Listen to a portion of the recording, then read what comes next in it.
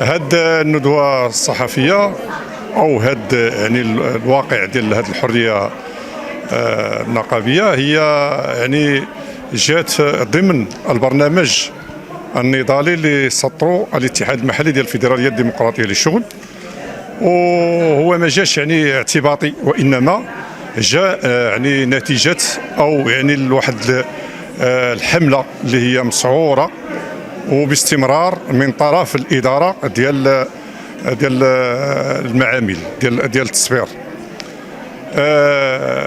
يعني وصلت للحد أن الطرد، الاستماع للجلسات صورية وتأديبية، انتقال أحد مناديب العمال لبعض الجهات أخرى، الضغط على أعضاء يعني المكاتب النقابية منذ التأسيس من أجل الاستقالة. هذا السلوك حنا كنعتبروه يعني خارج القانون وخارج الدستور ديال المملكة. اليوم جينا باش نديروا واحد التقاليد اخرى جديده. عاده النقابات كتخدم وساد عليها وما سايق حد خبر اش كدير ولا اش كتقول ولا. اليوم حنا جينا هودنا عند الناس هنا الحي كوكي باش نقولوا لهم شنو كنديروا كنقابه. اليوم غيكونوا واحد جوج الملفات مهمين.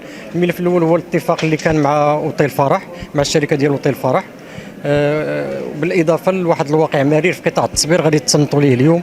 اش كيدير؟ كيمشي عند الباترون كيدير هو ويوحد الطابله السوداء، ملف من تحت الطابله هاك ورا ما فيها حصاره غار نمشي مع الباب. انا كنت خدامه 10 سنين وانا في فابريكا، وتزوجت وولدت ورجعت وليت كابره. انا شافه على العيالات، ملي وليت شافه على العيالات عندنا العيالات اش كنديروا لهم؟ كندخلوهم من 7 داخله مع 4 وما كتخرج حتى النهار الاخر مع 12 تاع النهار.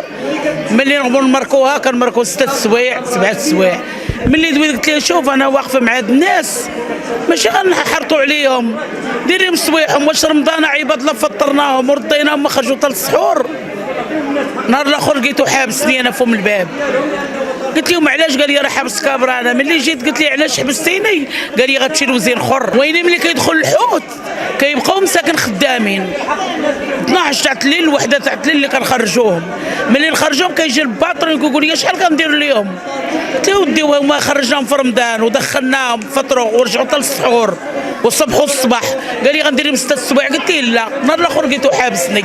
أنا جيت اليوم كواحد من الناس اللي عاينوا وشاهدوا وداز من مرحلة ديال الشغل ديال في قطاع ديال التصبير. أنا واحد الإنسان اللي ربما دوز واحد 6 سنوات داخل قطاع ديال التصبير، تعرضت للظلم، طرد مباشرة بعد التدوينة ديالي داخل مواقع التواصل الاجتماعي، اللي من خلالها سلط الضوء على المعاناة والظلم اللي كيعيشوه النساء ورجال معامل التصبير. وفي الاخير كنبغي نقول للناس اللي كيشتغلوا في هذا القطاع انهم ينفضوا الغبار وينوضوا يدوا على حقهم، لان الحق في هذه المدينه وبالخاص في هذا القطاع كيتخاد ما كيتعطاش. نقابي وتفاوضوا وحققوا النتائج.